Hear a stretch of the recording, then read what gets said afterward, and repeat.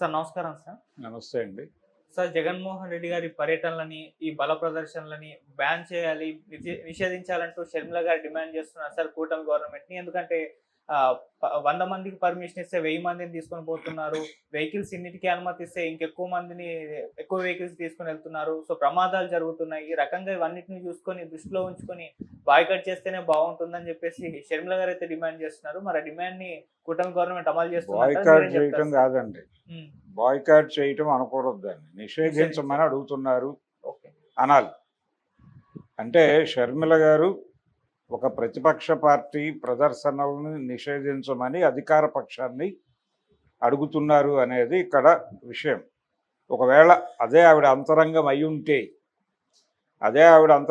ఉంటే మరి ఆంధ్రప్రదేశ్ అనేటువంటి రాష్ట్రంలో కాంగ్రెస్ పార్టీని పూర్తి స్థాయిలో పాతర పెట్టడానికి, సమాధి చేయటానికి ఆవిడ పదవి బాధ్యతలు స్వీకరించిందని అనుకోవాలి. రాహుల్ గాంధీ గారు నిరసన ప్రదర్శనలు, యాత్రలు చాలా చేశాడు. వైఎస్ రాజశేఖర రెడ్డి గారు ప్రతిపక్షంలో ఉండగా పాదయాత్రలు చాలా చేశాడు. ఈ చేసిన సందర్భంగా కూడా కొన్ని చెదురుమదురు సంఘటనలు జరిగాయి. జరిగినంత మాత్రాన యాత్రలు నిషేధించమని అంటాం ఎలా సబబు? ఇప్పుడు ఈవిడ కూడా పాదయాత్రలు చేశారు. ఈవిడ చేయాల్సిన ఆవిడ కాంగ్రెస్ పార్టీ కోసం చేయలే, వైఎస్ఆర్సీపీ కోసం ఆవిడ ఆ రోజున తెలంగాణలో చేసినటువంటి సందర్భం మనం చూసాం. ఇది అలాగే ఆవిడ తెలంగాణలో పార్టీ నడుపుతున్నటువంటి రోజుల్లో ఆవిడ నిరసన తెలియజేసిన సందర్భాల్లో ఆవిడ వాహనాన్ని కంట్రోల్లోకి తీసుకుని వాహనాన్ని యాజ్ ఇట్ ఈజ్గా తీసుకెళ్లి పోలీస్ స్టేషన్లో పెట్టినటువంటి సందర్భాలు జరిగినప్పుడు ఆవిడ వినిపించిన నిరసన గళం. అలాగే వైఎస్ విజయలక్ష్మి గారు షర్మిల గారిని అడ్డుకుంటున్నటువంటి బీఆర్ఎస్ ప్రభుత్వం అని చెప్పి వినిపించినటువంటి గొంతు ఇప్పటికీ యూట్యూబ్లో లైవ్గానే ఉన్నాయి, చూడొచ్చు అవి. మరి ఆ రోజున వినిపించినటువంటి నిరసన గాలం దేనికి? ఆ రోజున ప్రభుత్వాలు చేసింది అద్భుతం, గొప్పగా ఆపారు అని ఎలా కాంప్లిమెంట్ చేసి ఉండొచ్చు కదా, ఇంత సదుద్దేశాలు ఉన్నప్పుడు. అంటే ప్రభుత్వాలు నియంత్రణ చేస్తాయి, అంటే నిరసన ప్రతిపక్షాలు రోడ్డు మీదకి రాకుండా ఉండాలి అని ఏ ప్రభుత్వమైనా కోరుకుంటుంది. కోదండరామ్ గారిని గృహ నిర్బంధంలో పెట్టడం మనం అనేక సార్లు చూసాం. అలాగే చిన్న చిన్న సమావేశాలు జరుగుతున్న కూటమి ప్రభుత్వం వ్యవహరిస్తున్న తీరు నేను ప్రత్యక్షంగా చూశాను. కాబట్టి వాళ్ళు చాలా కాన్షియస్గానే ఎటువంటి ప్రభుత్వ వ్యతిరేక కార్యక్రమాలు జరగకుండా చూసుకుంటున్నారు. రాష్ట్రంలో ఎక్కడా కూడా ప్రభుత్వ వ్యతిరేక వాణి బలంగా వినిపించటం కానీ లేదు కన్సాలిడేట్ అవడం కానీ, ఈ కన్సాలిడేషన్ ఆపడం కోసం ప్రయత్నాలు జరుగుతున్నాయి. ప్రభుత్వ వ్యతిరేకత ఒక్కసారి కన్సాలిడేట్ అయ్యి జనాలు రోడ్డు మీదకి వస్తే దాన్ని ప్రభుత్వ ఆదేశాలు కట్టడి చేయలేవు, ప్రభుత్వాలని తీసి అవతల పారేస్తుంది ఆ కండిషన్, ఆ పరిస్థితి. కాబట్టి కార్పొరేట్ స్కూళ్ళల్లో చదువుకుని రాజకీయాల్లోకి వచ్చి రాజకీయాలంటే అధికారమే అనుకుని సోషల్ మీడియా ప్లాట్ఫామ్గా ఏదో చేసేస్తే పని అయిపోతుంది, లేదు స్ట్రాటజికల్గా అంటే స్ట్రాటజీయే రాజకీయం, వ్యూహమే రాజకీయం అనుకునేటువంటి జనరేషన్లో నుంచి వచ్చినటువంటి లీడర్ ఆవిడ షర్మిల. అంతే తప్ప ప్రజాక్షేత్రం నుంచి వచ్చినటువంటి నాయకురాలు కాదు, రాజకీయ వారసత్వంలో నుంచి వచ్చినటువంటి నాయకురాలు ఆవిడ.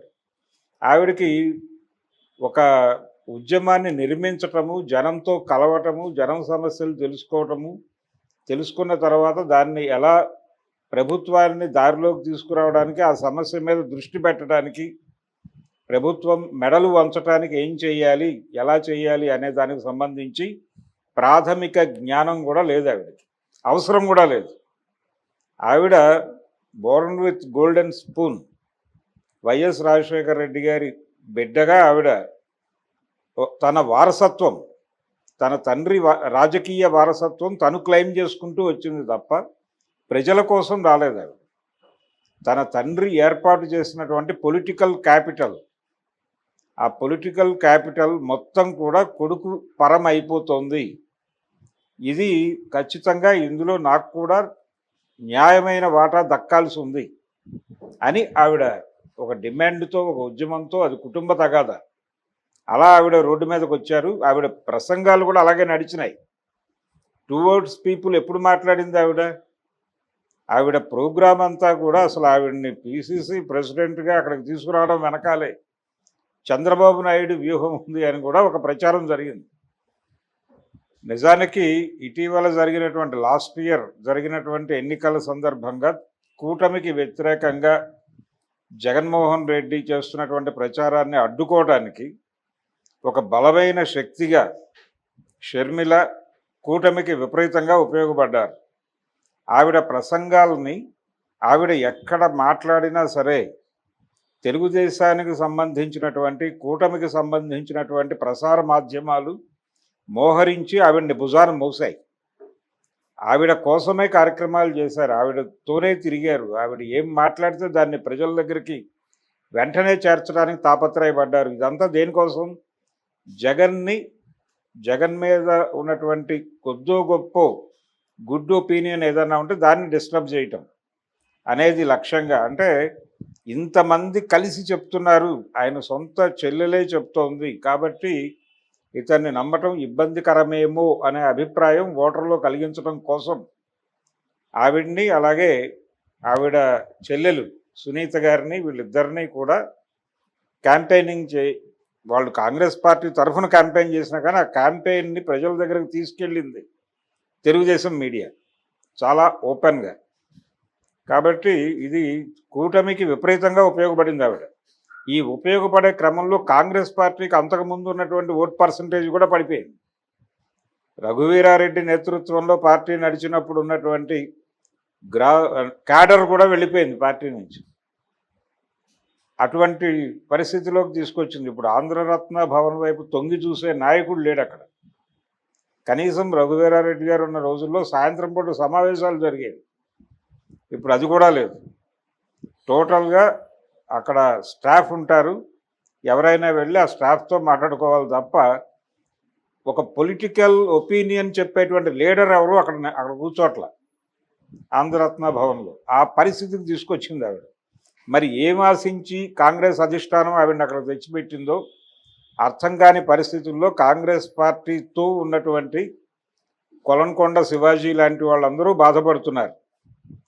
బాధపడుతున్నారు. వాళ్ళు కూడా ఏమీ చేయలేని కండిషను, మౌనంగా ఉన్నారు. అంటే అధిష్టానం ఆదేశాలని ధిక్కరించినట్టు అవుతుందేమో ఆవిడ్ని కాదంటే అని ఒకళ్ళిద్దరూ బయటకు మాట్లాడుతున్నారు. ఆ మాట్లాడుతున్న వాళ్ళని ఆవిడే పక్కన పెట్టారు. ఇటువంటి కండిషన్లో ఆవిడ కాంగ్రెస్ పార్టీని కూడా పాతర పెట్టి, అంటే జగన్మోహన్ రెడ్డిలో ఒక భయాన్ని కలిగించడం ఆవిడ ఉద్దేశం. తన చెల్లెలు వలన తనకి డ్యామేజ్ ఇంకా కొనసాగుతుంది కాబట్టి ఈ డ్యామేజీని నివారించుకోవడం ప్రథమ కర్తవ్యంగా ఆయన ఫీల్ అయ్యి ఇమ్మీడియట్గా ఆవిడని పిలిచి ఆవిడకి ఒక మేజర్ షేర్ ఇచ్చేస్తే తప్ప ఆవిడ కంట్రోల్లోకి రారు అనే వాతావరణం కల్పించడం కోసం ఆవిడ నిరంతరం ప్రయత్నం చేస్తున్నారు. ఇది వీళ్ళిద్దరి మధ్య జరుగుతున్న యుద్ధంలో వైసీపీని నమ్మి ఆ పార్టీతో ట్రావెల్ అవుతున్నటువంటి నాయకులందరూ కూడా నష్టపోతున్నారు. ఆ కుటుంబ వివాదం ఇంతమందిని నష్టపరచడం అనేది ఇబ్బందికరమే. అందుకని జగన్మోహన్ రెడ్డి కొంచెం చొరవ చేసి ఏదో పద్ధతిలో ఆ వివాదాన్ని పరిష్కరించుకోగలిగితే ఇలాంటి అన్వాంటెడ్ స్టేట్మెంట్లు రావు. ఆవిడ ఇచ్చిన ప్రకటన నియంతృత్వాన్ని ప్రోత్సహించే ప్రకటన. ఓకే, ఎవరు ఎన్ని వెహికల్స్ తీసుకెళ్తారు, ఎంతమంది జనాన్ని రప్పిస్తారు అనేది వాళ్ళ పార్టీలకు ఉండేటువంటి బలాన్ని బట్టి ఉంటుంది. పిలిస్తే వచ్చే పరిస్థితి కాదు, బల ప్రదర్శన చేస్తారు. కాంగ్రెస్ పార్టీ చేయలేదా బల ప్రదర్శనలు? మామూలుగా ఉన్న రోజుల్లో కూడా మీరు చేశారుగా బల ప్రదర్శనలు. మీరు వైఎస్ రాజశేఖర రెడ్డి లీడ్ చేసినప్పుడు బల ప్రదర్శన చేయలేదా? జనాలు స్వచ్ఛందంగా వచ్చారని అందరూ చెప్తారు. మొబలైజ్ చేయని పార్టీ ఏదైనా ఉందా ఈ భూమి మీద అంటే చెప్పడం కష్టమే. స్వచ్ఛందంగా జనం రావటం అనేది కొన్ని సందర్భాల్లో జరిగింది, కానీ అప్పుడు కూడా మొబలైజేషన్ ఉంటుంది, కొంత మొబలైజేషన్ ఉంటుంది, కొంత ప్రజలు స్వచ్ఛందంగా రావటం అనేది ఒక చారిత్రక సందర్భంలో జరుగుతుంది. అలాంటి చారిత్రక సందర్భాలు కొన్నిసార్లు సంభవిస్తాయి. ఇంత క్రౌడ్ అన్ఎక్స్పెక్టెడ్గా వచ్చేశారు అనుకున్న సందర్భాలు ఇప్పుడు ఎన్టీ రామారావు గారి ఉపన్యాసాలు వినటానికి జనాలు ఉధృతంగా తరలు ఇచ్చారు ఆ రోజుల్లో. అది ఆయన కూడా కొంత ఆర్గనైజ్ చేశారు. వారి తాలూకా నాయకులు, లోకల్ లీడర్స్ ఆర్గనైజ్ చేసింది ఉంది. జనం స్వచ్ఛందంగా ఇతను ఏం మాట్లాడతాడో విందామని వచ్చింది ఉంది. చిరంజీవి గారి ప్రజారాజ్యం సభలకు కూడా జనం వచ్చారు. వాళ్ళు కూడా వాళ్ళు ఆర్గనైజ్ చేసిన జనం కంటే కూడా స్వచ్ఛందంగా వచ్చిన జనాల సంఖ్య ఎక్కువ. ఇతను ఏం చెప్తాడో విందామని. ఇతను ఏదన్నా కొత్త మార్గం సూచిస్తే కదులుదామనే మూడ్లోనే వచ్చారు జనాలు. కానీ వాళ్ళకి అది కనిపించక అది వచ్చిన జనాలందరూ కూడా ఆ వచ్చిన తలలు ఓట్లుగా కన్వర్ట్ అవ్వాల.